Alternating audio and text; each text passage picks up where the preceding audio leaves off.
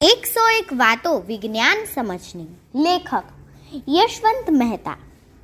અવકાશ યાત્રી ખાય શું? અવકાશ યાત્રામાં રોકેટને ખૂબ ઉતાવળી ઝડપે ઉડાડવાનું હોય છે, એટલે એનું વજન જેમ ઓછું હોય તેમ સારું.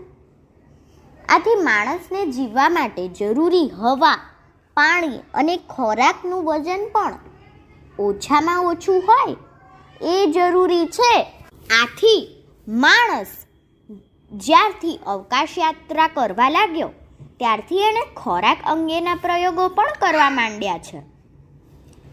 આ પ્રયોગોનો મૂળ પાયો એ છે કે અવકાશમાં રસોઈ રાંધવાનું તો બનશે જ નહીં, ત્યાં કંઈ ચૂલા કે ગેસ નહીં વાપરી શકાય, એટલે ખોરાક તૈયાર કરીને જ લઈ જવો પડશે. એ માટે જેમ ઓછા વજનનો ખોરાક હોય એમ સારું. આ વિચારમાં ખોરાકની ગોળીની કલ્પના જન્મી છે.